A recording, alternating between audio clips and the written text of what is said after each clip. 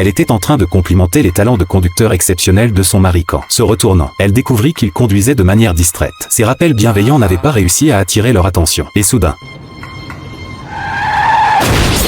une voiture arrivant en sens inverse les percuta de plein fouet. Cet accident brutal coûta la vie à son époux. Lorsque la femme reprit connaissance à l'hôpital, ce qui l'anéantit davantage fut d'apprendre que leur fille, assise à l'arrière, avait également péri dans l'accident. Ce coup du sort terrible plongea sa vie dans des ténèbres infinies. Une année s'était écoulée. Pour l'aider à reprendre goût à la vie, sa meilleure amie organisa une expédition d'aventure. En réalité, cette amie avait eu une liaison avec le mari de la veuve. Mais depuis l'accident, celle-ci avait choisi de ne plus jamais évoquer cette histoire. Avant le départ, le groupe prit soin d'immortaliser le moment par une photo de groupe, qui allait devenir leur dernier cliché ensemble. Cette expédition avait pour destination les grottes de Burlom. L'ami avait pris soin de déclarer leur itinéraire aux équipes de secours et s'était muni d'un manuel d'exploration. Le groupe s'enfonça rapidement en voiture dans les profondeurs de la forêt. Mais l'ami laissa délibérément le manuel dans le véhicule, comme si elle cherchait à dissimuler quelque chose. En chemin, ils découvrirent la carcasse d'un élan déchiqueté par un grand fauve. Mais personne ne réalisa que le danger rôdait déjà. Poursuivant leur route, un gouffre mystérieux apparut devant eux. Les membres de l'équipe fixèrent solidement les points d'ancrage pour la descente. Et l'ami, forte de son expérience, décida de descendre la première pour ouvrir la voie aux autres. Quelques minutes plus tard, elle atteignit le fond en sécurité, et les autres la rejoignirent successivement.